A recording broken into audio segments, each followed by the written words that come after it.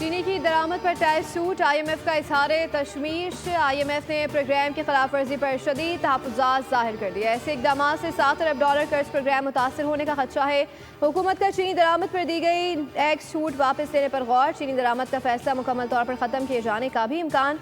हुकूमत ने 5 lakh matric ton चीनी पर तमाम ड्यूटीज़ माफ़ कर दी थी। चीनी दरामद की बोली जमा कराने की आखिरी तारीख 18 जुलाई मुकर्रर है।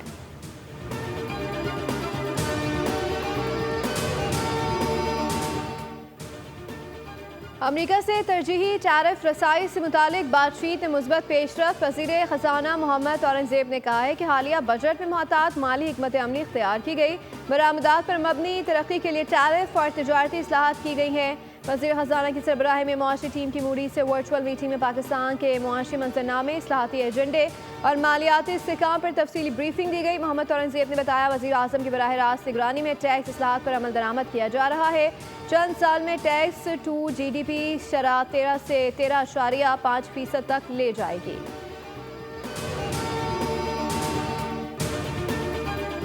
वज़ीर आज़म शहबाज शरीफ से इंडोनेशिया की वज़ीर दिफा साफरी शमसुद्दीन की मुलाकात। तारीखी, बरादराना, दोस्ताना, दो तरफ़ा ताल्लुकात पर गुफ्तगू की गई।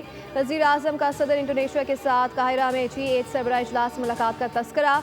वज़ीर आज़म शहबाज शरीफ ने सदर इंडोनेशिया के लिए नेक ख्वाहिशात का इज़हार किया। वज़ीर आज़म ने कहा, पाकिस्तान और इंडोनेशिया के दरमियान मुश्तरका सखावत, मज़हब और तारीख़ी रिश्तों पर मबनी देरीना दोस्ताना ताल्लुकात हैं। दोनों मालिक बैन अक़वामी फोरम्स पर एक दूसरे की हिमायत करते हैं।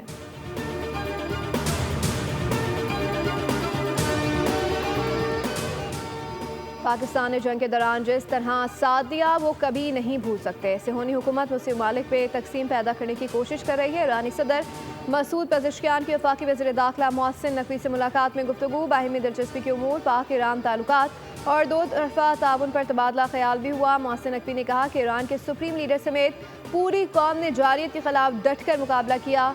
आपकी बेहतरीन हिकमत अमली ने जंग में फैसला कुन किरदार अदा किया, जो उम्मत मुस्लिम के लिए बाइस फ़ख्र है। वज़ीर दाखिला ने वज़ीर आज़म की जानिब से ईरानी सदर को नेक ख्वाहिशात और एहतराम का पैगाम पहुँचाया।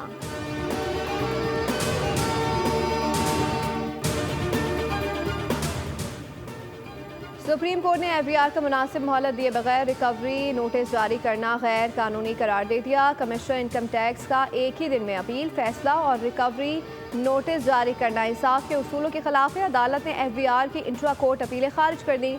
अदालत उज़्वा ने हाई कोर्ट के सिंगल जज का फैसला बरकरार रखते हुए दोनों कंपनियों को जारी किए गए नोटिस गैर कानूनी करार दे दिए। अदालत ने फैसला दिया कि सेक्शन 140 के तहत बैंकों को फौरी अदायगी के नोटिस देना कानून की मंशा